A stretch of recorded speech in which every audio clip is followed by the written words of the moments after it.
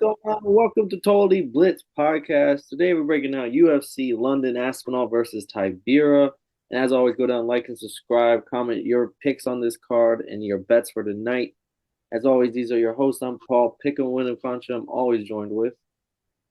You already know, man. It's your boy Kev, Waterboy Roy, aka the Don Pye, always known as the realest motherfucker on your screen. And pow, we got some breaking news before we even talk any MMA cards, matches, matchups, styles, and weight classes. There's some crazy shit going down right now. I already know. Sad Oh, day. man, my dog. See, it was crazy when I voted him for Hood Nigga of the Year because I just fucked with homie. I literally created an entire award just so I could vote him for it. And then he won the lightweight heavyweight championship belt after I rooted against him versus Glover. My dog Jamahal Hill had to relinquish the belt because of an injury, which is a ruptured Achilles. And probably one of the crazy shit about it. What? So like niggas is talking cash cold shit, right? Because it looked like Jamal was just waiting for Yuri to come back and they were gonna fight it out type shit. But he's popping up everywhere all the time, and now they're showing that they're showing pictures and stuff of him. He looks like he's out of shape. And I'm like, out of shape, bro's a fucking fighter. Like we used to him cutting a lot of fucking water weight, but bro did put on some pounds and shit in the off season. He's chilling. He's popping up, living his best life, dancing and shit. But they're saying that the Achilles injury may have partially happened during UFC fight International Fight Week when there was a basketball game between I think Coach DC and I can't remember who was the coach on the other team, but Jamal Hill was a part of that, so they think he might have partially injured and stuff there. And then they said that he ended up sitting out though and stuff like that, and then tore it completely when he motherfucking was at practice, was training and shit. So I was like, damn. But if you watch that interview, my boy looked hurt. Like you can really see it on his face that like this is not what he wanted to do. Yeah, no, definitely like because I was one of his biggest haters on like where he has so many holes in his game. He'll never be a title guy. And he definitely proved me wrong last year when he beat Glover, beat him pretty like bad, beat him. This year in January. Oh, it was this year. Oh, damn, it's been a while. But yeah, that was, and he became champion of the world. And like for him to tear his Achilles, because like shit, bro, like Achilles is something that you might not come back the same. Like basketball players tearing Achilles, you don't ever know what happens with them. Niggas like Kobe, DeMarcus Cousins, like KD, like star players have had to change the way they play because well, maybe not KD too much, but star players have had to change the way they play because of motherfucking an Achilles injury. Yeah, and then you always have the mental aspect on like when you put that foot on the ground, are you mentally able to like put all your pressure on that foot without like that little split second of like fear or especially in the cage when you can't have that split second, like this could really affect his like everything going forward. And I really hope not because he was he proved me wrong. And when you prove me wrong, I'm gonna root for you afterwards. So Dead ass, unless your name is Islam Makachev. But you a hater. this motherfucker Jamal Hill is him. I respect it. He did everything what he did. And I know this injury can really fuck you up, but I think he's coming back with a mindset of I gotta get back. I was blessed to be in my position. Now I'm gonna show y'all that I've earned this shit. So I think when he comes back, he'll probably be in the title contention. But I think if it's not immediately, I think Jamal Hill will hold that a light heavyweight title right again because there's not that many hitters for real. Oh They no, were I talking. so. They were talking about putting Johnny Walker, like Johnny Walker's like second or third in line for the fucking title. And it's like Johnny Walker was a man beater when he got here. We don't know And he really was what. a bum like last year. People were calling him. Mm-hmm. So it's like this division is just cursed though. Everybody keeps talking about how like since John Jones vacated the belt in 2020 after his controversial win against Dominic Reyes, well, after his last fight in 2020, motherfucking Jan got it, defended it once, lost to Glover.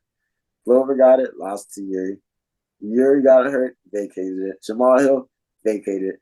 Now we don't got a champion. And everybody's screaming like, yo, why don't they just make Alex versus Jan a fucking championship fight? I'm just like, I'm still over getting over my dog ain't champ no more.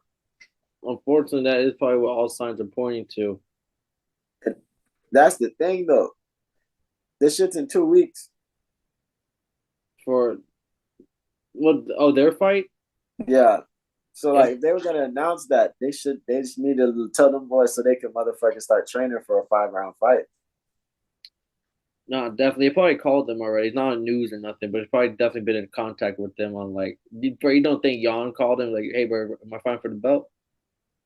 There's a thing though, because you gotta remember you haven't even heard the words Ankalaev all year. Because they pissed off the matchmaker. Because we always say Dana, but it's really the matchmakers, the Hunters, the Sean Shelby, everybody that has to do with that team. But we just gonna call them Dana. They pissed Dana off with that motherfucking draw. So like I don't think he's looking for Jan as a title contender. And I think Yuri's on the way back. They're saying that he's supposed to be back in like October, November type vibes. So they saying Yuri's coming back. I think they make this fight the a number one contender fight, and then the winner fights Yuri for the belt. But the crazy thing is you haven't heard no like you just haven't they like Stylish. oh yeah, everything has been quiet. And the thing is, somebody I think it was Eric Hawani said that somebody made a good point that if you make this a championship fight on a card that everybody's already satisfied with, because then it starts making you think should it be the main event over the BMF? Like that's already a bunch of shit. But another thing is the fact that if they do that, then they have to pay them pay per view points. And then when they get to the fight with Yuri, that person's the champion, will have to pay them pay per view points. Versus if they don't make this the fight and they make that vacant fight with Yuri, the championship fight, they don't have to pay anybody no pay per view points at all. That's true. So Yeah, they I'm would pay. sure that's what Dan and them are spinning their wheels on right now too. So they would have paid. They would have paid no pay per view points to the lightweight champion in 2023. And you know how them boys like to save some money. Yeah, no, I'm gonna be listening because I want to see what happens with this belt because it was like all of a sudden breaking news type of bomb on you, like you like waking up and seeing In that. the middle of the night. So fucking, I want to see him. No, I fell asleep. I didn't see that. I literally fell asleep like 40 minutes, 30 minutes before that news dropped. And I was so mad because I was like, damn, I wish I would have been in the chats when that news was fresh. Because now, the morning is on to like something else. Nobody was even awake. I remember I was up when the news dropped, and I was like, "That's fake." And then somebody put it in the chat, and we didn't talk about it until like 8:30, 9 o'clock in the morning. Damn, I wasn't up then. But I mean, we'll see what happens with that belt. Shout out Jamahal for being real as fuck to even relinquish it and not hold on to it and like kind of he could have been waiting months. He could have waited probably like 3, 6 months and not have to defend his belt, and no one really said much because everyone's still trying to figure out who the fuck the number one contender is. Yeah, that's real shit. And shout out, bro. But at the same time, just the look on his face, and I think it makes sense because he got the opportunity because of a blessing. Because Yuri vacated the belt, and then there was also a draw between Jan and Ankalaev. But my thing is, I don't know if they chose that. Like I'm starting to look back at the Yuri shit, and I'm like, I don't know if he all the way chose that shit. He could have, but I feel like the UFC might have urged him, like, yo, bro, like let's go ahead and boom, boom, boom. But I also don't know about that for sure because the UFC has no problem making up a belt, especially an interim belt. But I don't know like why they haven't even attempted that for the light heavyweight division. I don't know. Maybe the shit stalled. Maybe there aren't that many hitters for real. But like this low key turned my head a couple of times, so I tried not to think about it too much. But I don't know if this was a choice. I feel like this was like it was their choice, and then they were also urged into like, yeah, come on, bro, go ahead and get that up real quick. Well, it's only Tuesday as of this recording right now, so we haven't. I feel like we still have a few days before we ever hear the UFC say anything. But if they're gonna do something with the upcoming fight with Jan and them, we'll hear of that probably sooner. Yeah, they're probably talking about it. That But let's get into the UFC fight night of the weekend. I mean, London, we're going back. It was great the first time, kind of, and this couple other times. But we part of the reason why was because fucking people were getting injured in fights and shit, and the fights didn't live up. I think this weekend, I think can right the wrongs, mainly all because of my guy Tom Aspinall making his return. 364 days later, Paul, since he got hurt the first time. But it's crazy because this is about to be a UFC London, and I think that first UFC London back after COVID, that kind of set the tone for how UFC London are expected, especially since we watch these fight cards at like 12 o'clock in the afternoon. Like you don't know if you want to get an English breakfast or wait till lunch and get some fish and chips. Like you don't know, but that's the vibe. So I don't know. I don't know how this card's gonna go, man. We got a lot of like split fights, to be honest, on this card. Like really good even odds, which means that even the bookmakers don't really know who's gonna win this fight. So it should be a lot of fun action. Oh yeah, I'm looking forward to it, man. But what fight do you want to start first? Because I just came. I'm coming from my dog Aspinall. My dog Aspinall. I ain't seen him fight 364 days. Got to pull up, watch him fuck shit up, and leave. I would say the prelims is decent. I mean, you got Ketlen Vieira versus Kanizad. Ketlen Vieira should win that fight. And keep it pushing in the division. And we broke on it kind of in the last episode on when we recapped the fight that maybe she fights against Bruno Silva. Maybe she is one of those names that kind of sneaks into a title shot with because she's in the top four right now also. But that fight's not that intriguing. I think the fight after that, Brian Barberena, who's a prelim superstar, big underdog against is Muradov. I'm trying to get his first name real quick. Makamud Muradov. Mahmoud. Mahmoud. That's what I had a friend named from Egypt named Mahmoud. Okay, Mahmoud Muradov. Well, this fight, I'm already saying it's gonna be fight of the night. I think they're gonna get some bonuses here. I don't think this fight goes to decision. I expect a knockout. And Brian Barberena definitely's got a chin. He loves to bang it out. He's not gonna shy away from the stand up. But Muradov is some of the best crisp boxing there is in the UFC. Former team money, the money team with Floyd. Um, so he got boxing lessons with the best. So I know he's coming off a couple losses. I know he lost to Chow Barallo, but Chow Barallo can wrestle. Like he just wrestled the fucks out of anybody, gets unanimous decisions. And then he got submitted by Gerard Meerschaert, but Gerard Meerschaert can submit anybody. Not too worried about Brian Barberena trying to shoot for a guillotine in this fight. So I like Muradov. If Brian Barberena is going to be willing to stand and bang, I just think Muradov's going to be too clean, and it's going to be a very fun fight. But I think it will be over first or second round. I'm not gonna lie to you. I'm not in the Brian Bar. As long as we've been podcasting, I've been seeing Brian Barberena get fucked up. And everybody puts so much respect on bro. And I just be like, oh yeah, for sure, for sure. And then he loses. And I'd be like, why did I fall for this again? Because I watched him versus RDA. That wasn't close. And then motherfucking he just lost to Gunnar Nelson. And I was talking all that shit. I like Gunner though. That Gun- karate stance, but then he'll submit the fuck out of you. Nah, for real. Shout out Gunny, man. But yeah, I'm not on the Brian Barberena chain. I'm gonna see what homie talking about. And I mean, the prelim is pretty stacked with nice young talent, but nothing that's really gonna make you puts ass in seats. And so let's jump over to the main card. I mean, before we even break down these fights, my question: why the fuck is Molly Meatball co-main eventer, bro? Like, is it just the fact that like the people in London really fuck with her heavy? Does she really get that? Does she got that much love out in London to be a co-main eventer? Is she the Holly Holm of London? Bro, 1,000% it was because of that spinning back elbow on the first. That was on the first UFC London. She's been riding that 1,000%. Like even I was in this bitch screaming, "I love meatballs!" Like 1,000%. Don't get me wrong. She's probably one of the better women's MMA fighters from London, but like from England, but like I'm not giving her too much all that.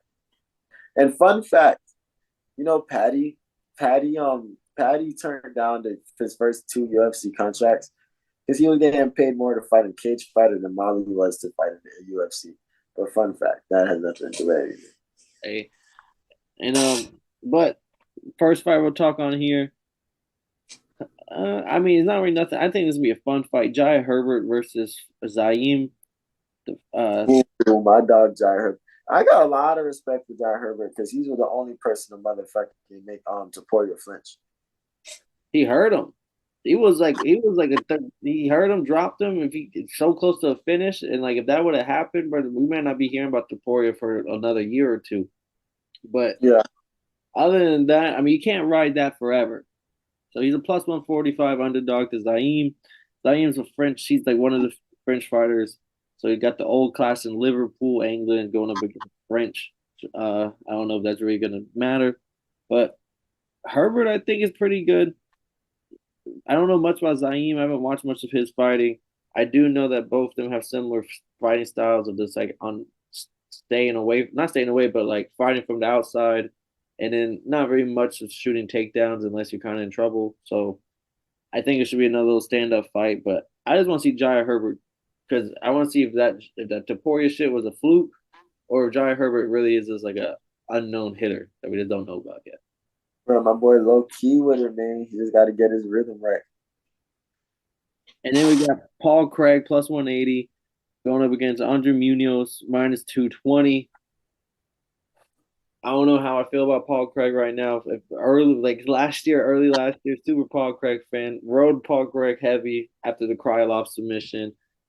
Still was looking good, but his last fight with the butt scooting, getting like getting like he just was it the last fight with the butt scooting or was it the last fight when he got knocked out with the boink the fucking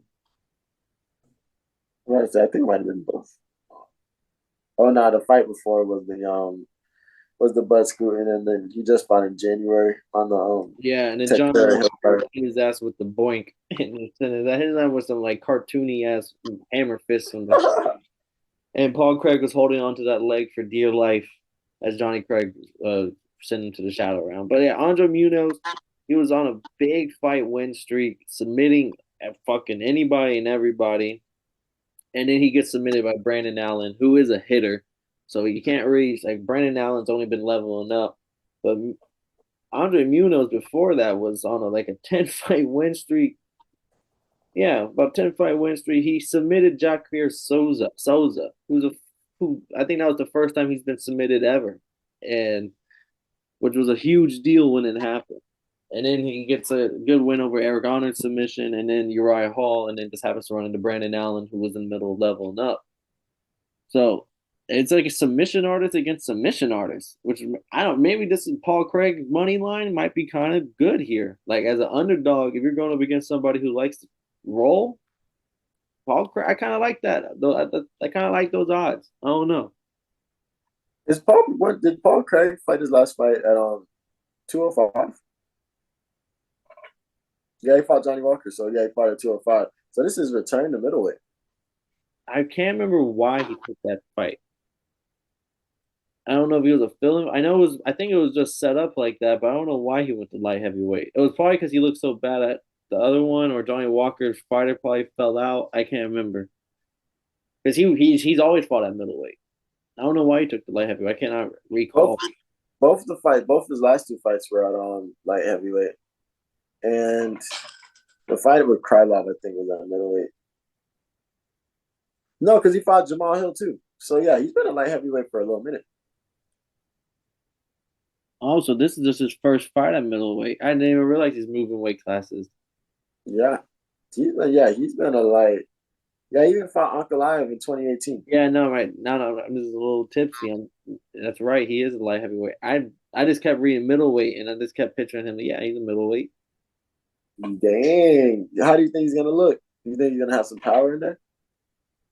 He's not a stand-up fighter, so I don't even think that matters. He's not crisp enough to I think really deliver some power punches. And Andre Munoz can stand up. He got the southpaw stance. but they both. I think I just like the odds of it. It's gonna hit the mat, and if it hits the mat, Paul Craig can submit anybody. Yeah, man. I don't know. Well, now I'm kind of interested to see what Paul Craig about to do at middleweight, especially as an underdog. Yeah, I mean, if I the only way I think he'll win this is by submission. So as always, if you're gonna bet Paul Craig, bet via submission. That's real. And then Nathaniel Goodwood is taking on Andre Feely. Pause. Nah, but you gotta say that nickname every time. But Nathaniel, 2-1 favorite. He was like on the early prelims as a super prospect in the first UFC London from COVID. And he's kind of rose himself up into the main card here.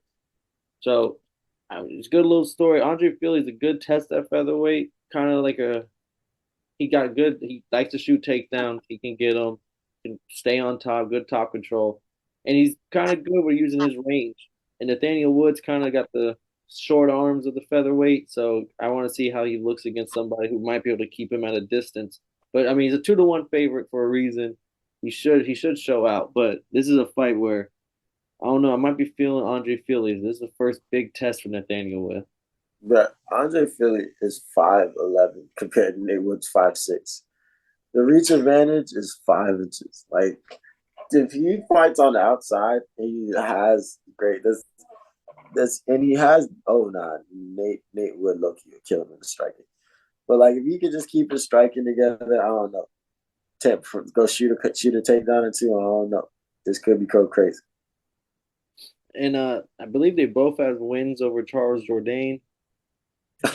Yeah, we had Nate Wood just unanimous decision, Charles Air Jourdain, and Andre Philly got the split decision win over him. And then he lost to Bryce Mitchell, who is a good little hitter. Got a draw, got another loss, and then got a nice little win. We're not even gonna talk about Bryce Mitchell because he did just post a picture with him with the alien the tinfoil of his head because so the aliens came. I was like, oh man, we're not even gonna talk about my dog. But I ain't mean to cut you off. I was just saying, Nate I was Wood. just saying, like, I think this might be kind of the stage might be a little too big for Nathan Wood and the guy. If I see a chance for Philly to win, so like I kind of like the plus 170 underdog here. I'm not gonna make it my official pick, but just know I might be sprinkling something myself, my personal wallet on that. Out your personal, oh dang, not even the betting funds. But yeah, I'm not gonna lie. I trust Nate Wood on this one. He's just Nate Wood to me, no good. So motherfucking yeah, I like the little motherfuckers at featherweight. You know I'm a big vote guy. So let's see if he can show that he can just step up to the test. And then we got Molly Meatball, like I said, co-main event against Georgia Storlin Rinko. And I was gonna say something, but I was saving it till we got to this fight about it. Was yeah, she's riding the wave of that spinning back elbow. Well, she started the UFC in 2018. Like she's not some rising prospect. We kind of know what we got with her. So for her to still be getting these co-main events, it's kind of just nutty to me. And they be feeding her cans. Like I don't know Jack squiddly dot about this Georgia Skorinsky that's 10-8-2. Yeah, bro. And I don't think she's even a flyweight for us. Said that her fucking weight class is 139. Yeah, bro. Like where are they getting these? Where is this her first UFC fight? I'm gonna feel bad if it isn't. She's literally 0-3. She's been KO 3 times. Bro, she is 1-4, and the one win is against Jessica Rose Clark, who everyone is begging the UFC to. I think she got kicked out the UFC in her last fight. Which, Oh wow. yeah, so like, yeah, this is gonna be. You're feeding like I'm hammering Molly Meatball here, and she's gonna look good, and she's probably gonna put on a fake belt again. I'm crying. She's only she's a minus 210. Damn. Yeah, it's not. I would for pulling someone out like this to fight her, where they know what the matchmaker's doing here. I'm hammering that. That's going into all parlays. That is an all parlay type of money line. Right. And I just can't imagine if she actually did get fucked up, I would die laughing. Yeah, it's a But win-win. I doubt it.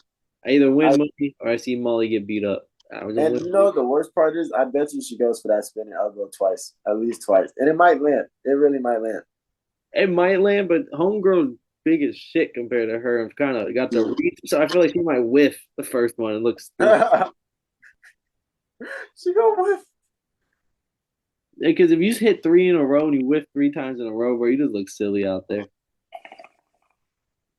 The main event, the biggest fight. I mean, there's like I said, this card's not stacked, but it has a fucking main event that could main event probably a lot of cards if it's since his return. Tom Aspinall minus 450 on the money line against Marcin Tybura plus 350. We hit on it earlier. This is basically a full year since we've seen him in his fight against Curtis Blades. Homie's been working. He's back July 22nd. What are we expecting out of Tom Aspinall in his first fight back? I'll be the guy that says it. So nobody else wants to bring this up. Nobody else is gonna say it. Bro, this man Tom Aspinall doesn't have a passport. Nobody wants to say nothing. Only fights in London. I understand he's their biggest draw right now. He's probably been a bigger draw than Leon Edwards, but they don't never book him for nothing but London, ever, ever. True, I didn't even think of that. Right, Tom Aspinall doesn't have a passport, dog. Tom Aspinall's on the no-fly list. But I'm so happy. Like Tyson Fury's ass that stays at home for everything. But I'm so happy for my dog, man. It's been Saturday will make it 364 days, Paul, since he got hurt. I'm hoping he puts on a performance, gets him up out of there in the first round. He's literally a plus 450, a minus 450 favorite. Like, what the fuck? Please fuck this man up, Tom. See, I'm kind of weary on that big favorite because it's such a big money line for someone we haven't seen fight 364 days coming off a bad injury. And Myson Tarbira has kind of been on his second win in the UFC, we would say, because he started all the way back in 2016, strung a couple wins, then a couple losses to Fabricio Werdum and Derek Lewis, both were hitters. Then this is like 2018 time, Derek Lewis too. Gets a couple losses to legend Shamil Abdulkarimov and Augusto Sakai. But then in 2020, he strings together 5 straight wins, 2 via knockout, knocked out Greg Hardy, knocked out Walt Harris, beat Ben well, beat Sergey Spivak. Then he loses to Alexander Volkov via decision. But then he follows up with a win over Alexander Romanov and Blagoy of Ivov. So here we are now. I mean, in his last since 2020, he is 7-1. Kind of on his second win, I would say. But Tom Aspinall is definitely the best fighter he's fought. I mean, you saw what Tom Aspinall did to Volkov. But this is just the first fight back, and I just want to see. I'm not saying that he's going to lose because he looked like a world beater when he was healthy. But just these odds are kind of massive for somebody we haven't seen fight in a year. I didn't know he was accomplished like that. I fuck with homie. I now I see that he earned this fucking title spot. This main event spot, even though he and it's not just Tom Aspinall coming back, but now I want to see what he do. What's he special? Is he a striker? He's kind of all over the place because he has good takedowns. He doesn't submit usually, just gets on top and controls. So pretty decent clinch wrestling. And then he likes to strike, but he's not like Tom Aspinall. Tom Aspinall has like 7.5 strikes per minute. Like he's like Tom Aspinall's a speedy striker. Tom Aspinall's got the judo, got all that. But the thing about Tybura is like when he's fought Spivak, who also is really good at judo, was stopping all of them. Alexander Romanov, who we just seen manhandle Blagoy and was like 17-2 or whatever. Like he was able to stop his takedowns. He was Blagoy, he beat him as well. So like yes, Volkov outboxed him for 3 rounds. If Aspinall just straight up boxes him, he probably is going to beat him for 5 rounds, maybe get a KO. But Tybura, if he's trying to shoot takedowns, I could see him stuffing some takedowns on Aspinall. Like this might be that first time where Aspinall isn't getting everything he wants, especially with the injury. I think you never know what that plays on people when coming, especially first fight back. There's always like you hear a ring rust. and then also got injury, like add the ring rust plus coming back from injury. So I just want to see this. I think this fight. At first, I thought it was gonna be a steamroll fight, but then the more I thought about it, more looking into Tibera and everything, and remembering the fights, I'm like, oh shit, I did see this fight. Oh shit, I saw this one too. I was like, oh yeah, like this guy's been looking pretty damn good whenever I've been watching him fight. So like it kind of like, these odds are kind of massive. Maybe I still would say Aspinall the favorite, but I would put him instead of 450, probably like minus 280, minus 300. Tibera plus 250, plus 220. Yeah, 450 is kind of crazy for somebody that's been stringing along the amount of wins he has. But I do agree with you that I think this is the fight that Tom Aspinall doesn't get everything he wants. I think like I've only seen him fight against Volkov, and that's literally exactly what he did. So Split second. yeah, so like I think this is the fight that but I just think Tom Aspinall's just an electric fucking fighter. I think he's gonna go in there, he's gonna find a way to win. And it's 5 rounds. Like I like him to try to get him up out of there in 2 or 3. Yeah, and Tibera is 37 years old, but he's always kind of fit. So like I don't think he's ever had a 5 round fight. So this would be very interesting to see. And Aspinall hasn't either, but at least he was scheduled for two 5 round fights. Both of them ended in the first round. He had to train for both of them. Oh, I'm wrong. When he fought Fabricio Werdum, it was a 5 round fight, and it went to decision. So he's had at least one. So he's had experience at 5 rounds, and a lot of his 3 round fights do go to decision. So Tibera's there's a good test, I would say, especially for your return. Tibera's top 15. I don't know exactly where he's ranked in the heavyweight. Probably in the top 10 area, like in the 10-9 area. Mm-hmm. No, that's a good test. I fuck with it. And then this just starts putting because after Sergey Pavlovich, I don't see nobody really ahead of Tom. A streaking Tom Aspinall for Curtis a chance. Blades knocked him out.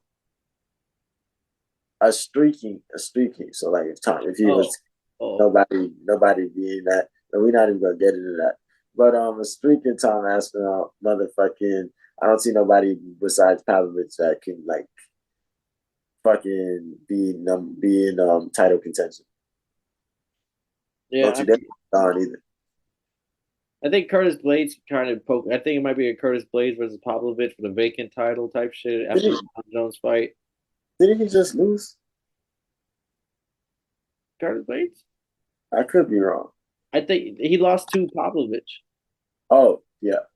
But we might just have to. Maybe we'll see instead of the rematch. Maybe we'll see the Aspinall if he. It all depends on how he looks here.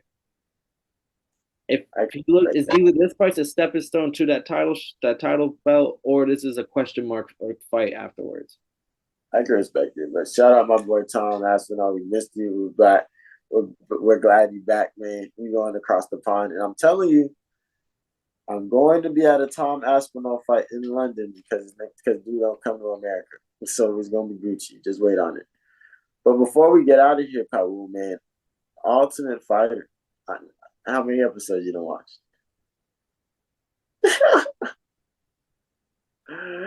I ain't gonna lie. This episode was not terrible. I've been watching it while we've been reporting low key. Motherfucking my boy Connor finally got a fucking dub with his dude. I want to say he's Spanish, but bro, motherfucking he low key there was a fucking back and forth bloodbath of a fucking first round, and then my dog dude on Connor's team catches him, boom, and then brings back the double hammer fisters from God. I did see that King Kong style. Facts on his fucking skull, kid. Herb Dean immediately called off the fight. Herb Dean said, "Nah, we're not even gonna play that no more." So yeah, shout out Connor's team for finally getting a fucking W. I still don't know how they move on from this because it's like one versus three. After this, it's not going to be teams anymore. Everyone's going to be like bracketed, I believe. Yeah, we'll see how that shit goes. Because I think the next 2 fighters are 2 people on the same team. So, I'm from Team Chandler, because that's the only way it works. But the Ultimate Fighter, I'm still giving it a. It's a little bit above mid. This this fight wasn't. This fight was cool, They get you and then buzzed. and Connor motherfucker running around the octagon happy as fuck. That's pretty cool. But I can't forget that the fucking fights to get onto the show were fucking lit. Like the first episode was fire. It's like I think it's crazy that everybody hates this shit because I'm like, dang, like, or like niggas aren't tapped in at all. Because I'm like, the first episode is the reason why I keep watching because I did see these dudes put on great It'd performances. be like one of them animes where they drop a bomb on the first episode, but then like the episode 2 to 5 is kind of mid, and it's like, damn, you got me hooked on that first one. I'm already here for the ride. It's more like episode 2 through 7, but the motherfucker They're is lit 30 though. minutes. Are they 30 or an hour? Oh, we're going 59 minutes, I think. But I just watched That's it like with 14 episodes of mid. That's kind of crazy. the That's crazy. That's crazy. Anime I talk. think I That's a think it's like long time of 42 or mid. 45. I think it's like 42 or 45 without the But commercials. you did say there's the last episode, and what I saw, it did look like a banger from Yeah, this shit was pretty KO. nice. And then Dana had to interview niggas afterwards and shit. So I don't know. I'm tapped in. I'm watching next week. Yeah, so it's like episodes. So they're 1 hour episodes. That's like the first 3 episodes were bangers. Nigga said And that's then you hit like a mid patch for like 10 episodes, but then episodes like 14 and 18 through 18 bangers right there. but Right? that Get shit was respected. bad. That shit was bad disrespectful. Brett said, "Yeah, 14 episodes of mid. That's crazy. Crazy, man. That's crazy." But oh man, anything else you got for them folk? Kyle? Before they move on to do you know all the winners' names kind of? Or do you have someone that you can pick right now that's left that you think's gonna win it all? Brad Katana, he's won it before. Brad Katana, he was the one that was arguing with Michael Chandler about seeing more film. Yeah, he fucked Yeah. with. Well, he could have. I feel like you got to be like also like, okay, can I come watch whenever y'all do y'all's film study? Can I join along? So it's not more work on them type shit. Like then you look like you're trying to over like, okay, yeah, pull up. Like you can hear the shit we're saying together. But his ass is talking about like, yeah, bro, like you do some extra shit. I would look at him like he's stupid. Like, No, the thing about him is that he's already won this shit before, so he knows like all the tactics. He feels like, and he's just trying to do stuff that he didn't do the first time. Like also like in training and sparring, they say he never goes like full like 100% or like really tries to show any of his moves because he like, which is smart if your fucking team is literally skunking the other team because he doesn't want people to see like his full potentials and his shit and true like fight style. he's fucking so that fucking interview, like him, that back and forth between him and Michael Chandler was like the epitome of everything that he's doing in the show. That's why I'm rooting for bro. All right, Brad. He's the only one I can remember too. So I was like, that's the guy I was gonna pick, but I can't pick. I'll find somebody else. I ain't gonna lie to you. Me and Dana both picked like originally picked niggas from Team Connor that got fucking killed in the first round type shit. Like I thought that was crazy. Dana picked somebody from Team Connor, got killed in the first round. I picked a nigga from Team Connor, killed in the first round. Shit was funny. So I'm not even making no big picks, but I wouldn't want to see Brad Katana. He's the one that's impressed me the most. All right, well, shit. That's a nice little run through. Tough. Yeah, it's been a vibe, man. But we got to get the truck up out of here. You feel me? I got to go slide to Tennessee because we worked in the Hall of Fame this weekend. He's a Paul, big I couldn't tell deer you. fan. Yeah, this is me telling. This see, it's politically incorrect for me to tell you to kill yourself. So I'm not going to tell you to kill yourself. So don't kill yourself, Paul. But I don't agree with that statement you said. So, Big volunteer fan, bro. Ain't no one even questioned it, bro. I was like, damn. bro, like there's not a fat ass motherfucking gator I was like, sign ain't behind everyone else in here a Gator fan? Ain't no one saying nothing. That's crazy. me. But hey, man, that boy Kaul got big things coming, man. Make sure you tune in for the fucking boxing because Errol Spence versus Crawford is coming soon. We got the pre-fight episode dropping with you, the preview, and the recap gonna feel so good when Spence get that dub. But in the meantime, I don't mind telling you again that my name's Kevin Waterboy Savoy. I'm in this bitch with Paul Pick and Wyndham Pounchin, this drunk gambler, and this has been a Totally Blitz podcast. And if you didn't know, that dude behind you, yeah, look at him, is a beast.